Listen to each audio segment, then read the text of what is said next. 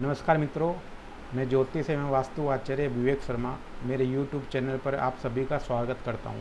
पिछला वीडियो मैंने सूर्य के 12 भावों में क्या प्रभाव होता है उसके बारे में बताया था। आज का जो मेरा वीडियो है वो चंद्रमा के ऊपर है। चंद्रमा 12 भावों में क्या क्या फल देगा और इसके क्या उपाय हैं, क्या निवारण है, वो मैंने इस वीडियो के माध्यम से समझाने का प्रयास किया। तो आइए शुरू करते हैं। सबसे पहले चंद्रमा से कुंडली में क्या क्या देखना चाहिए वो मैं आप लोग को बता देता हूँ।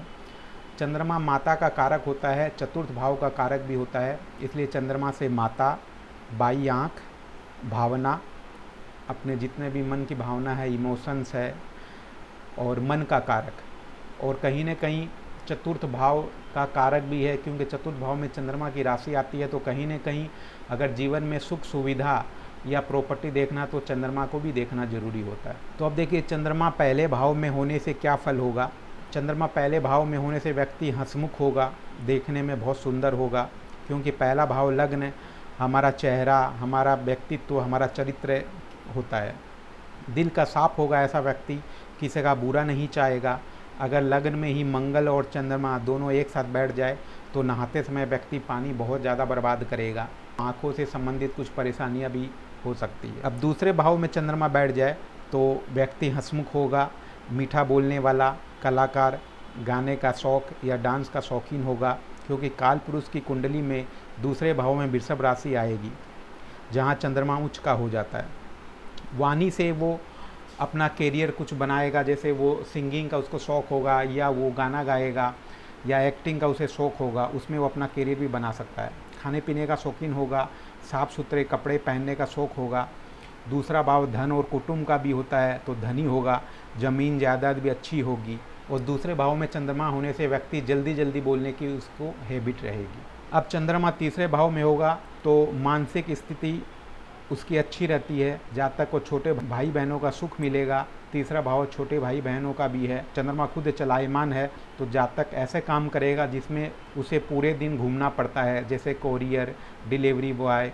तीसरा भाव बुध का होता है। चंद्रमा बुध को अपना मित्र भी समझता है, इसलिए तीसरे भाव से प्रिंटिंग प्रेस, लेखन से संबंधित कोई काम भी कर सकता है। व्यक्ति के घर के पास पानी की टंकी, बहता हुआ पानी, नदी, तालाब, स्विमिंग पूल रहेगा। व्यक्ति के घर के पास या घर में ही, या वो जिस बिल्डिंग में रहता है उस बिल्डिंग में राकेश, मयंक, भावना, आशा नाम के व्यक्ति जरूर होंगे। ऐसे लोगों के जिनके तीसरे भाव में चंद्रमा रहता है उनका फोटो पेपर में एक बार जरूर आता है किसी अच्छे कामों के लिए। अच्छा, यहाँ पे बैठे वो चंद्रमा माँ के स्वास्थ्य को भी कुछ तकलीफ दे सकता है, क्योंकि चतुर्थ भाव से ये 12वां भाव हो गया, तो माँ से संबंध या तो खराब हो सकते हैं, या माँ से दूरी रह सकती है, माँ की तबीयत कुछ खराब रह सकती है, स्वास्थ्य को लेकर चिंतित रह सकते हैं। अब देखिए, चंद्रमा चतुर्थ भाव में है तो चंद्रमा का यह खुद का ही घर है, तो यहाँ पे माँ का सुख अच्छा मिलेगा। घर वाहन का सुख भी अच्छा मिलेगा, क्योंकि चतुर्थ भाव घर वाहन सुख का भी है। व्यक्ति के घर में शांति का माहौल रहेगा, व्यक्ति ठंडे दिमाग का, स्वतंत्र विचारों वाला होगा। यहाँ पे चंद्रमा बैठने से घर के पास पानी की टंकी, तालाब, स्विमिंग पूल, ये सब हो सकता है। जातक एक बार अपने जीवन में डिप्रेशन में जरूर जाता है चतुर्थ भाव में अगर चंद्रमा हो तो। पंचम भाव में चंद्रमा हो तो व्यक्ति प्रेम में सफल होगा। व्यक्ति को जीवन में कई बार प्रेम संबंध या दोस्ती हो सकती है अलग अलग लोगों से, क्योंकि पांचवा भाव प्रेम दोस्ती का है। शिक्षा का योग अच्छा रहेगा। माँ के द्वारा धन प्राप्ति भी हो सकती है। चंद्रमा के मित्र सूर्य का, ये काल पुरुष की कुंडली के अनुसार सूर्य का घर है, तो जातक किसी कला के क्षेत्र में भी प्रसिद्ध हो सकता है। और यहाँ पर बैठे हुए चंद्रमा को मैंने कई बार देखा है कि व्यक्ति के पहली संतान जो है वो कन्या संतान होती है। अब आइए बात करते हैं, चंद्रमा छठवें भाव में बैठे तो क्या फल होगा। छठवें भाव में चंद्रमा बैठे तो घर में हमेशा शांति का माहौल रहेगा। जिसकी कुंडली में ऐसा योग बन रहा है वो व्यक्ति भी मन से अशांत रहेगा, क्योंकि चतुर्थ भाव जो है घर का, वाहन का, सुख का है, और सुख का स्वामी जो है वो छठवें भाव में चला गया, अपने से तीसरे भाव में चला गया, तो ये कुछ न कुछ मानसिक परेशानी देगा। शत्रुओं से हमेशा परेशानी रहेगी। अपने मामा से उसका लगाव रहेगा। व्यक्ति के माँ के 3 या 5 भाई बहन होंगे। कहने का मतलब है कि उस व्यक्ति के जिसके छठवां घर में चंद्रमा है उसके मामा और मौसी मिला के 3 या 5 भाई बहन होंगे। मामा के घर में कभी ना कभी चोरी जरूर होगी जीवन में एक बार। माँ से संबंध उतने अच्छे नहीं होंगे, या माँ को शारीरिक कोई कष्ट हो सकता है।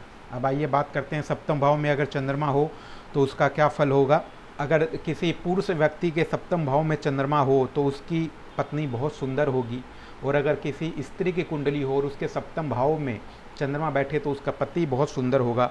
सप्तम भाव शुक्र का घर है और चंद्रमा को सुंदरता का कारक माना गया है। शुक्र को भोग विलास या ऐश्वर्य के लिए देखा जाता है। तो जातक की पत्नी को कपड़ों का और घूमने का शौक़ होगा। पार्टनरशिप में काम करने से बिजनेस व्यापार अच्छा चलता है। सप्तम भाव में किसी पुरुष जातक के अगर चंद्रमा बैठा हो तो उसकी स्त्री एक बार लड़ाई झगड़े के कारण या किसी भी कारण से घर छोड़कर एक बार जरूर जाती है।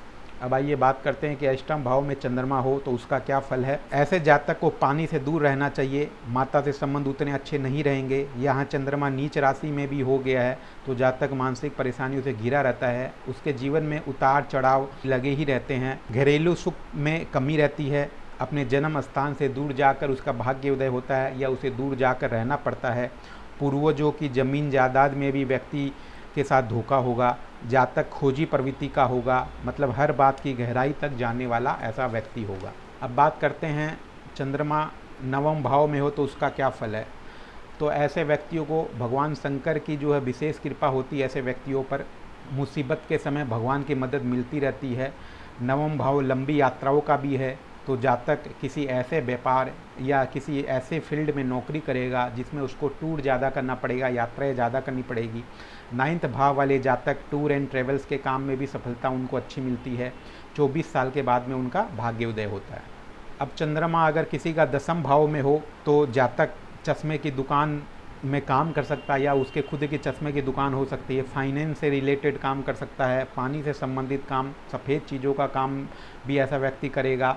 किसी ऐसे फील्ड में नौकरी करेगा जो खाने पीने का काम हो या पानी से संबंधित कोई काम हो। चंद्रमा यहाँ शनि के घर में उतना अच्छा नहीं माना जाता है क्योंकि यहाँ पे काल पुरुष की कुंडली अनुसार मकर राशि आती है।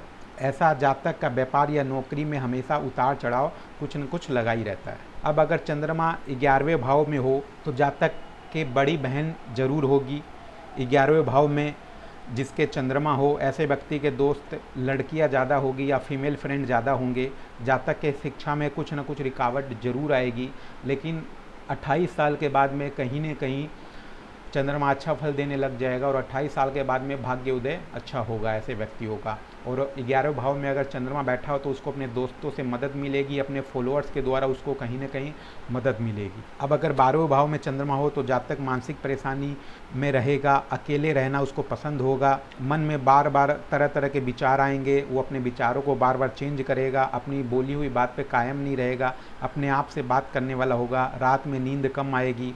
भगवान पर उसको पूर्ण विश्वास करने वाला ऐसा व्यक्ति रहता है। जीवों पर दया करने वाला रहेगा, सबसे प्रेम रखने वाला होगा। उसके जीवन में उतार चढ़ाव बहुत सारे लगे रहेंगे और माँ का सुख भी कम होगा। माँ का सुख कम होने से मतलब ये है कि हो सकता है वो व्यक्ति कहीं ऐसे काम में या ऐसा व्यापार करेगा जहाँ पे उसको अपनी माता से बार बार दूर जाना पड़ेगा या माता को शारीरिक पीड़ा भी हो सकती है। तो दोस्तों इस प्रकार से मैंने 12 भाव में चंद्रमा की स्थिति बतलाई है।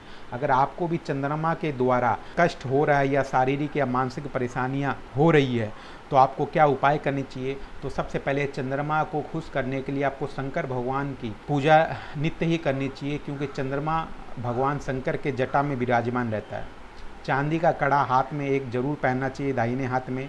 और अपनी माता का सम्मान करें, या माता जैसी माता के उम्र के जितनी भी स्त्रियां घर में हैं उन सब का सम्मान करना चाहिए। पूर्णिमा को खीर बनाकर चांद की रोशनी में कुछ देर के लिए रखें और भगवान को भोग लगाकर स्वयं खाएं, परिवार को भी खिलाएं। और चंद्रमा को रात में नित्य अर्घ दें। तो इस प्रकार से अगर उपाय करेंगे तो चंद्रमा के द्वारा जितनी भी मानसिक या शारीरिक परेशानियां आपको मिल रही है उन सब से जरूर मुक्ति होगी। वैसे दोस्तों मैं यहाँ पर एक बात बताना चाहता हूँ कि सिर्फ चंद्रमा को देखकर पूरी कुंडली का प्रेडिक्शन नहीं किया जा सकता। इसके अलावा पूरी कुंडली देखना भी जरूरी होता है, क्योंकि चंद्रमा की स्थिति कई बार मैंने देखा है कि 12वें भाव में चंद्रमा है लेकिन फिर भी जातक जो है बहुत सुखी है, ऐश्वर्यवान है।